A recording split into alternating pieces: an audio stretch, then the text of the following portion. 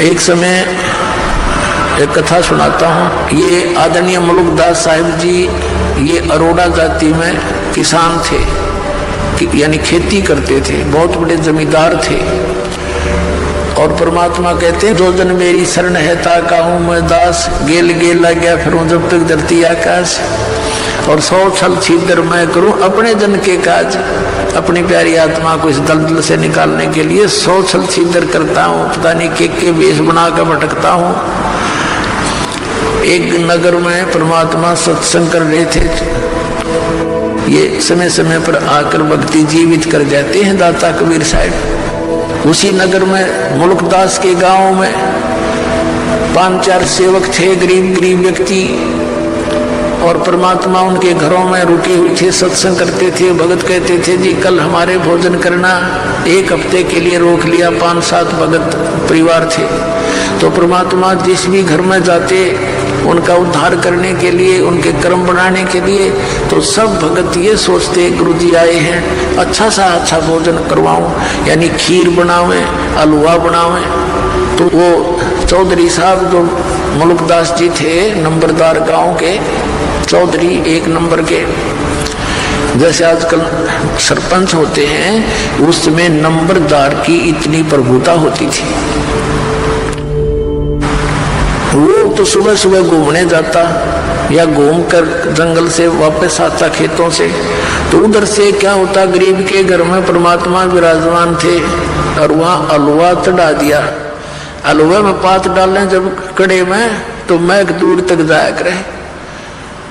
अब उस मुलुकदास जी ने पूछा रहा क्या हो रहा भाई यहाँ? जी हमारे गुरु जी आए हैं और आओ आप भी भोजन पालो। उसने देखा भाई एक आदमी बैठा है, ये तुम्हारे गुरु हैं? कहा जी बात। वो चला गया। फिर दूसरे दिन दूसरे के घर में, अरे क्या हो रहा है भाई यहाँ पर? आज यहाँ हो या कुछ चढ़ सी। तो उन्होंने बताया कि जी हमारे गुरु जी आए हुए हैं। तो कुछ लोग कहने लगे उस मुलुकदास को कि भाई नंबरदार, गांव में एक ठग आया हुआ है, इन श्रद्धालुओं को लूट रहा है, अच्छे बढ़िया खीर हलवे खाता है और भाई काम करता नहीं, नबी लूट रहा है। वो मुलुकदास वैसे तो भगत आदमी था, लेकिन यह चौधर बहुत बुरी होती है प्रभुता। जाके जिस भगत के घर वो रुके हुए थे परमात्मा उस दिन, अब वो मुलुकदास जाकर के उस घर में प्रवेश हुआ जहां परमात्मा विराजमान थे। और परमात्मा कबीर जी से कहने लगे, ए भाई आप कौन हो और यहाँ क्या कर रहे हो? परमात्मा के बोलने से पहले ही जो भगत था जिसके रुके हुए थे, 2-4 भगत और बैठे थे, खड़े होकर कहने लगे चौधरी साहब ये हमारे गुरु जी हैं और सत्संग करने आए हुए हमारे यहाँ। कहने लगे भाई तू करके क्यों नहीं खाता है? अच्छा हट्टा कट्टा दिखे तो दुनिया को मूर्ख बना रहा है, अब ना करके खाया कर। तो परमात्मा कहने लगे भाई मुझे तो बिना करे मिल जाए। चौधरी साहब मुझे तो बगैर काम किए ही दे रहा है भगवान। तो मुलुकदास कहने लगा तेरे को बिना करे दे रहा है, मुझे क्यों नहीं देता भगवान? कि आपको भी दे देगा यदि आपको विश्वास होगा और उन क्रियाओं को करोगे जिससे भगवान बिन मांगे भी देता है। तो कहने लगा क्या तेरा भगवान मुझे आज रोटी दे देगा? हाँ जी दे देगा, क्यों नहीं, विश्वास करो। बोला अच्छा, अगर ना जी तो सजा देख ले, फिर मैं तेरे को अपने खेतों में रखूंगा मजदूर बना के। और परमात्मा बोले जब भगवान ने तेरे को आज रोटी दे दी तो क्या करेगा? कि मैं तेरा चेला बन जाऊंगा। परमात्मा बोले भाई ठीक है, पर याद रखिए इस बात ने, पक्का हूं भाई वचन का मैं। मुलुकदास जी बोले, मुलुकदास जी का खेत थे पूर्व में, उसका अपना खेत था पूर्व में, और चला गया पश्चिम में दूसरे गांव की सीमा में। वहां एक पेड़ के ऊपर बैठ गया जाकर, अब देखूंगा या मैंने कौन खाना खिला देगा। अब क्या हुआ, ये गडरिये होते हैं बकरी भेड़ पालने वाले, उनका कोई त्योहार था। उन्होंने सलाह बनाई कि भाई इस वृक्ष के नीचे खीर बना लो। एक आधी गाय भी उनके साथ थी, लागड़े। हम इतने बकरियां चराते हैं, वो बकरियां चराने के लिए, गाय चराने के लिए आगे को ले गए काफी दूर, और एक दो भगत की सेवा लगा गए। वो वहां उसी वृक्ष के नीचे खीर बनाने लगे। उन्होंने लकड़ लुकड़ तोड़ कर चूल्हा बनाकर और वो खीर बना दी। खीर बन चुकी थी, इतने में क्या देखा उन्होंने कि कुछ घोड़ों पर व्यक्ति आ रहे हैं, दूर से धूल उठ रही है, तेजी से दौड़े आ रहे हैं। उनको पता होता था जंगली लोगों को कि इस तरह की जब कोई आता है वो डाकू होते हैं। वो भाज के डर के बड़ी बनाई खीर छोड़कर वो वहां भाग गया अपने मित्रों के पास, जहां उनके दूसरे बकरियों वाले थे। तो उधर से वो घोड़े वाले आकर, बड़ा बढ़िया वृक्ष था उसके नीचे वो खड़े हुए, रुक जाओ थोड़ी देर यहाँ। एक कहने लगा इसमें क्या बना रहा है, ये क्या है देखियो। उनका सरदार बोला, एक डाकू नीचे उतरा जी, इसमें तो खीर है। वो समझ गए, डरता भाग गया होगा कोई तुम्हारे को देखकर, और खीर बना रखी। तो भाई और कहने लगे दूसरे डाकू के, उस्ताद भूख लग रही है, ला खिला इसने। एक उनमें समझदार साहब बोला, अरे भाई कदे कोई जहर मिला गया हो, कोई साजिश हो, किसी ने खिला के देख लो। उन्हीं में से एक बोला, भाई वो कहाँ गया होगा, यहीं की तो छुप रहा होगा, ढूंढ लो उनने और उसी को खिलाएंगे। अब वो देखा इधर उधर बोझड़े आसपास के झाड़ों ढूंढों में, एक ने ऊपर देखा, अगर वो बैठा, उन्होंने सोचा डरता चढ़ गया ऊपर ही। तो उन्होंने कहा, भाई नीचे आ जा, कौन है तू? वो कहने लगा, ना मैं नहीं आऊं नीचे। उसने जो ना करा था डाकू है, उन्होंने सोचा पूरा चलते होंगे। उनका शक हो गया कि भाई वो गड़बड़ है कुछ ना कुछ, नीचे क्यों नहीं आता, नीचे आओ है तेरे मारे गोली। जब उन गोली दिखी तो आप शट दे ही नीचे, मारेंगे तो भाई। 1 मिनट में नीचे बैठ के बोलो जी कि ये खीर खा। उसने गाल के थोड़ा सा तो ढक्कन सा था, उसमें खीर गाल दी, खा इसने। बोला कभी नहीं खाऊं। अब वो उसकी प्रतिज्ञा टूटे, नो नाटे। उनका पक्का शक हो गया कि बदमाश कुछ ना कुछ गड़बड़ कर रहा है इसमें। दो मारे जूत और लात मारी, खा बैठ के। अब उसने सोचा ये गढ़ेंगे और गड़ा पीटेंगे। उसने वह खा ली और खा के एक मारी लात, 1 घंटे बैठाए रखा, अब मरेगा तो मर लेगा। जब देखा ठीक ठाक है, उसने कहा जी वैसे कोई और बात थी और ये तो कोई और बनाओ थे, वो भाग गए डर के। तो बोला तो भाग यहाँ से, उसका मारी लाते को भाग लिया। फिर उन्होंने खीर खाई या ना खाई दूसरी बात। तो उसने जब वो देखा कि ये तो डाकू है और उन्होंने मारे उसका लात, वो घना डर गया मुल्कदास। और नौकर कबीर साहब को, हे फलाने के गुरुजी जिसके घर में वो रुका हुआ था, उसका नाम लेके हे धनपत के गुरुजी आज मेरी जान बचा दे, मैं तेरा चेला बनूंगा पक्का। अब मालिक ने उसकी फटक भी काटनी थी और वो वहां भी भरवानी थी। तो उसका जो पक्की जचगी, आज इस गुरुजी के कारण मेरी जान बची है, ना तो सीधी मारे गोली ने किसका डर हो सब भाई। तो वहां से लेकर सीधी सुरती लाई उसने, जान बची, लाखों पाए और परमात्मा के चरणों में आकर गिर गया और बैठ के नो रोए। परमात्मा बोले, चौधरी साहब भगवान ने कुछ करी सेवा? नो कहने लगा जी आपका भगवान तो मर मर खीर खिलाता है, मेरी जान बची, ऐसे सारी कथा सुना दी। तो परमात्मा कहते ये सब खेल हमारे किए, हमसे मिले सो निश्चय जी।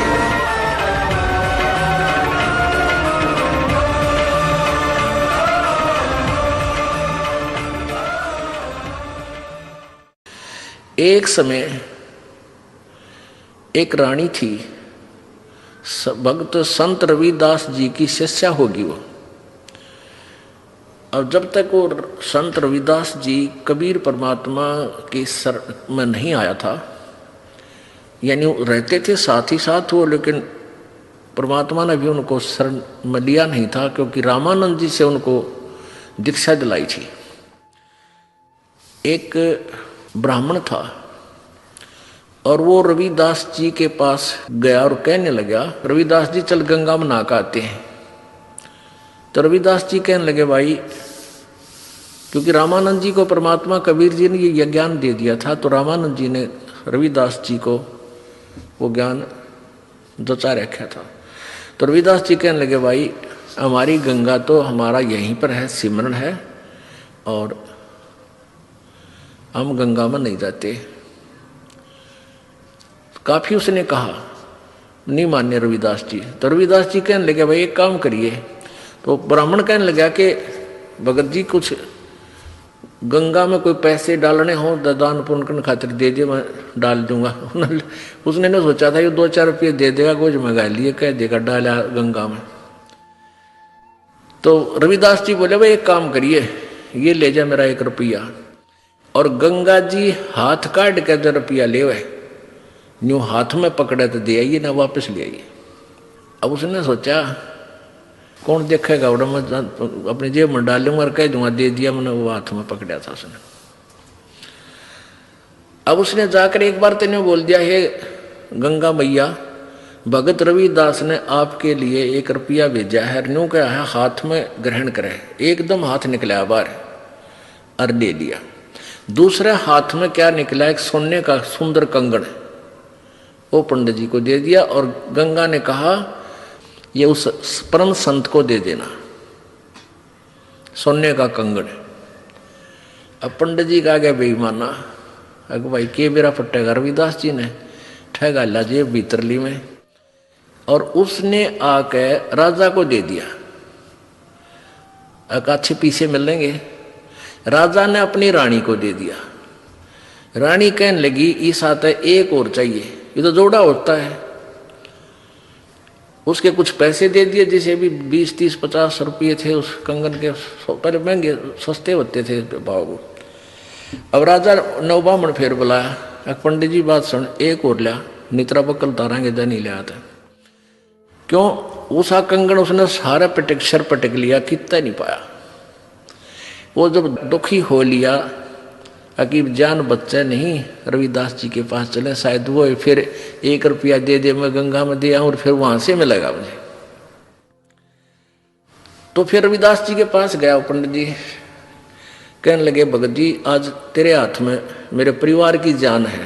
राजा ने जब वो 1-2 बार नकारा कर दिया, जी और तो ना पाता, ने बोला रानी का आदेश है, या तो लिया नहीं तेरे पूरे परिवार ने कोल्लू में पीड़ाएंगे। पहले ऐसे जुबान पर कानून होता था राजाओं का। अब वो बना डर गया, फिर आखिर में आया रविदास जी के चरणों में पड़ गया, रोए पड़ा। रविदास जी कहने लगे क्या हो गया, क्या हो गया ऋषि जी, क्या बात है, क्यों रो रहे हो? नो बोला जी जान बचा दो, आज आपके हाथ में मेरे परिवार का जीवन है। रविदास जी बोले भाई कहानी बता क्या है? नो बोला जी आपने जो वो रुपया दिया था वो मेरी जान का झाड़ हो गया। रविदास जी बोले भाई कारण बता। मेरा रुपये का कह रहा, पहले तू ये बता वो रुपया मैया ने लिया कि नहीं तेरी ने बोला जी मैया ने लिया, एक हाथ से रुपया पकड़ लिया, दूसरे हाथ से कंगन दे दिया सोने का। मेरे को आ गया लालच, मैंने दे दिया राजा को, उसने मेरे 150 रुपये दे दिए उसके, यानी उसमें 100 रुपये तो आजकल लाख रुपये के बराबर थे। अब उसने रानी को दे दिया, रानी ने जिद कर दी कि एक और चाहिए तो जोड़ा होया करे।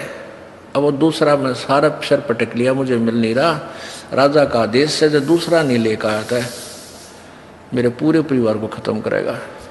नो बोला 1 रुपया और दे दे, मैं गंगा मैया ने दे कर ले आऊंगा। नो बोला इससे वो जहाँ वो जूते बना रहा था ना रविदास जी, वहाँ एक कुंडा होता था पानी का, एक कुंडा सा पानी का होता था, जैसे डोंगा टाइप मिट्टी का, जमीन में गाड़ दिया करते, उसमें से डोरी गिल्ली रखते थे वह, और जूते गांठ बनाते थे ना उसमें गिल्ली बोरी, और उसमें वो चाम भी भेकर रखते थे, चमड़े को भिगो कर रखते थे। पहले जो ये चमार जो जूते बनाते थे, ये जीव हिंसा का किया हुआ चाम नहीं लेते थे। कोई स्वाभाविक कोई पशु मर जाता था, उसी का चाम उतार के, यानी वो पाप के भागी नहीं होते थे, तो उसमें चाम भी भिगोया करता था चमड़ा कुंड में। तो रविदास जी बोले इस कुंड में हाथ दे कर काट ले जितने कंगन चाहिए। अब पंडित जी पहले तो दूर बैठा था, एक लत कपड़े से बोझ के, और मरता क्या नहीं करता, वो हाथ दे दिए उसमें, वो चाम के पानी में, हाथ मारा तो उसके अंदर से 3-4 कंगन आए, एक जैसे, वो बिल्कुल डिट्टो कॉपी। अब रविदास जी बोला बाकी यहीं डाल दिया ना, और सामत आ जाएगी तेरी, एक ले जा अपना। अब उसने तो कलदा पाटन हो रहा था, वो तो लेकर चला गया। अब वो रानी ने पूछा भाई तू लाया कितने पल दनाटे था, सच्ची बता। उन्होंने सारी कहानी बता दी। तो वो रानी इतनी प्रभावित हुई ऋषि जी तय उससे, रविदास जी से, उन्होंने, रानी ने उसको गुरु बना लिया रविदास जी को। और एक दिन फिर धर्म भंडारा किया, एक भोज देना चाहा उसने, कोई लड़के की पार्टी पूर्टी करके जन्मदिन वगैरह का। उसमें 700 तो ब्राह्मण आ रहे, ब्राह्मण पंडित जी, और उधर से गुरु जी को भी आमंत्रित करना जरूरी था कि गुरु के बिना कोई अनुष्ठान नहीं करना चाहिए। रविदास जी को बुला रखा। रविदास जी को रानी ने आदर सत्कार से अलग से एक सुंदर आसन बिछा कर उसको ऊपर विराजमान कर रखे। उधर से ब्राह्मणों को न्योता दे दिया। सामने ब्राह्मण 700 ब्राह्मण आके और पंक्ति बनाकर भोजन के लिए पोजीशन पकड़ गए, और उधर से भोजन परोस दिया। सामने भोजन परोस दिया। जब तक भोजन नहीं आता ना, इतना नीत रहा, केला होंगे, जलेबी आओगी, लड्डू आओगी, वो ध्यान नहीं रहता कौन कित बैठा है। जब पूरी थाली भर ली, जब देखा उन्हें इधर उधर करके, उन्हें देखा रहा यू चमार बैठा है यहाँ पर। सारे खड़े हो गए, नो बोले रानी तने हमारी बेइज्जती कर दी है, हम भोजन नहीं करेंगे। अब ये चमार यहाँ बैठा रखा है, तने तो हमारा दीन भ्रष्ट कर दिया, हम ब्राह्मण हैं। अब रानी कहने लगी ब्राह्मणों रोटी खानी है तो खा लो ना, मेरे गुरुजी तो यहीं बैठेंगे, ये नहीं उठेंगे यहाँ से। अब रविदास जी कहने लगे रानी बात सुन बेटी, आय अतिथि का अनादर नहीं करते, पाप लग करे। रविदास जी खड़े हो गए और कहने लगे विप्रो, मैं अपनी औकात भूल गया था, मेरा स्थान तो आपके जूतों में है, मैं वहां बैठता हूं जाके, आप भोजन पाओ, रुष्ट ना हो, इस बच्ची को दोष लग जाएगा। अब रानी मना करती है और गुरुजी के रविदास जी कहने लगे बेटी गुरु का आदेश पालन होता है, आप मत बोलो। और वहां जाकर बैठ गए जहां उन्होंने जूते निकाल रखे थे। रविदास जी वहां बैठ गए, अपना भोजन कर रहे हैं। अब वो पंडे लागे छक्कन पे रोटी फटाफट। अब प्रत्येक पंडित के साथ में एक रविदास भोजन खा रहा है। 700 पंडित और 700 रविदास जी रूप बन गए और उनके साथ में रोटी खावे। वो सामने वाला पंडित कहता है अरे तेरे साथ ये चमार रोटी खा रहा है। रविदास कहता तेरे साथ भी तो खा रहा है। वो कहता तेरे साथ भी तो खा रहा है। अब सारे कूद कूद पड़े। रविदास जी कहते हैं ए ब्राह्मणों मेरी और इंसल्ट मत करो, मैं तो देखो यहाँ बैठा हूँ, मुझे बदनाम मत करो। वहां देखा सचमुच वहां भी बैठा, 700 रूप में उनके साथ खड़े। तब रविदास जी खड़े हुए ने बोले पेट भरो, तुमने ना तो भगवान का बेरा, तुम तो पेट भरने की का ठेका ले रहे हो। कहने लगे तुम इस जनेऊ से मोटे मोटे टांग रखे नो। तो परमात्मा रविदास जी बोले जनेवात मुक्ति ना हो भाई, भक्ति से मोक्ष होगा। और तुम जनेवा चाहते हो, कहते अपना एक हथियार गेल ले रहे थे चाम छोलन का, इतनी लंबी खुरपी सी वैग रहे। वो कहते हैं वो तो एक लीला थी, कौन सी खाल पाड़े थे, एकदम न्यू करके दिखा दिया। न्यू बोले देखो मेरे अंदर सोने का जनेऊ है भाई, तुम तो इस सूत का बोझ मरो। तब कहते हैं 2 घंटे तक प्रवचन किया उस परम संत ने। वो 700 के 700 पंडितों ने वो जनेऊ काट कर फेंक दिए, रविदास जी के चरणों में शीश समर्पण कर दिया, नाम ले लिया। गरीबदास जी ने लिखा है 1.25 मन सूत होया था उनके गला में का, 1.25 मन सूत, और उनने उन 700 पंडितों का उद्धार कर दिया। तो यहाँ क्या बता रहे हैं, वही बता रही है ये विष्णु पुराण कि यदि एक सत साधक के सामने 1000 ये पेट भर श्राद्ध खानिए भी बैठे हों, उनका भी उद्धार और श्राद्ध यजमान का भी यानी भगत का भी उद्धार वो एक ही योगी कर देता है।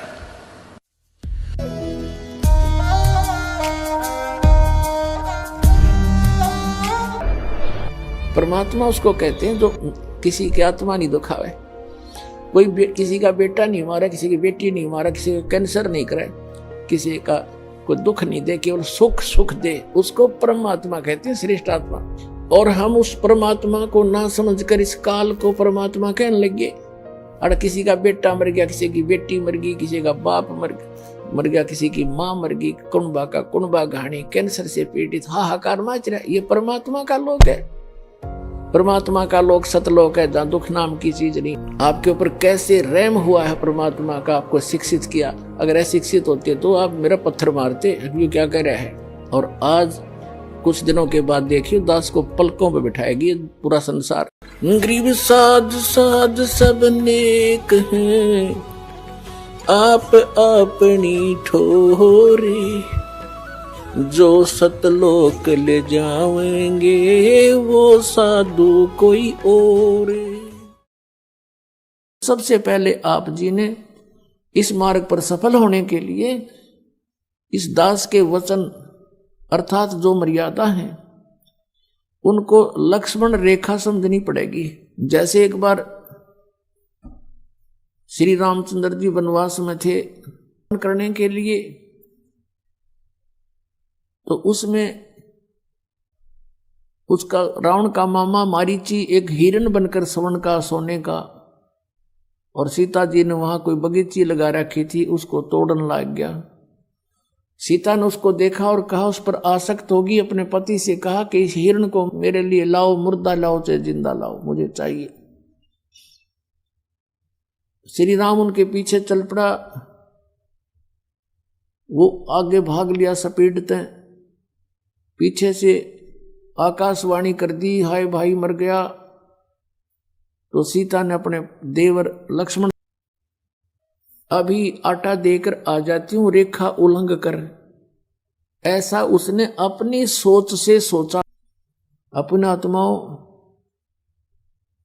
जो उस रेखा को लगा कर गए वो कोई मूर्ख थोड़ी थे, वो उसकी अज्ञान सोचती के फर्क पड़ा है, ईब गईर अभी आ जाते हूं, अब कितना फर्क पड़ गया। और कैसे आई वापस, करोड़ों व्यक्ति मरवा दिए, आप भी ब्रान माटी करवाई और लाखों लोग मरवा दिए। तो पुण्यात्मा परमात्मा कहते हैं, जब लग हंसा हमारी आना, और जब मर्यादा तोड़ देंगे तो फिर रावण की तरह बाजू पकड़ ले जाएगा यू काल, और बहुत दुर्गति हो जाएगी आपकी। तो इसमें सबसे बड़ी मर्यादा है, मर्यादा में रहना है, और ये फिर मोक्ष दूर नहीं है। तो इस परमात्मा अपने उनमें से किन किन महापुरुषों को मिले, और उसमें यह भी लिखा कि वो दृढ़ भक्त को मिलता है, नकली को नहीं मिलता। उनमें से कौन कौन भक्त हैं जो अभी आपको वर्णित किए। पुण्यात्माओं, ये 7 दिवसीय सत्संग इसीलिए किया गया है कि इसमें हम विशेष डिटेल से आपको सत्संग सुना सके, क्योंकि ये इतना विस्तार से ज्ञान देना पड़ता है, उस अज्ञान को हटाना पड़ता है, वो रेग मार लगाना पड़ता है जो अज्ञान हमने ठोक रखा है, भर रखा है हमारे अंदर उस अज्ञानी संतों ऋषियों ने। उसके साथ साथ ये ज्ञान सुनाकर, ये प्रमाण दिखाकर, सदग्रंथ दिखाकर, महापुरुषों के महिमा सुना करके वो रेग मार लगाया जाता है, और फिर यथार्थ ज्ञान ओरिजिनल पेंट आप पर किया जाता है। यदि जरा सा भी पुराना रंग आपके ऊपर रह गया तो ओरिजिनल पेंट को वो टेकन नहीं देगा, सेट नहीं होने देगा। इसलिए इतनी मेहनत ये दास करता है, बार बार समझाने की चेष्टा करता है, बार बार प्रमाण देता है, रह रह कर वो कथाएं सुनाता है जो आपके हृदय में जमा हो जाए, जैसे पुराना रंग जमा हो चुका है, और वो निकल जाए, ये समा जाए। अब ये जो दिन है ये बहुत शुभ दिन है। कौन सा दिन? जिस दिन परमात्मा पृथ्वी पर आते हैं और महापुरुषों को मिलते हैं, जैसा कि वेदों में प्रमाण है, आपने देखा। और फिर इन महापुरुषों की जीवनी में प्रमाण है कि कौन परमात्मा ने ऐसी लीला की, तो इससे भगवान भी पहचान में आएगा और ज्ञान भी समझ में आएगा और समाधान भी पक्का होगा कि सचमुच यही है वो परमात्मा की वे ऑफ वर्शिप, परमात्मा की पूजा की विधि भी यही है।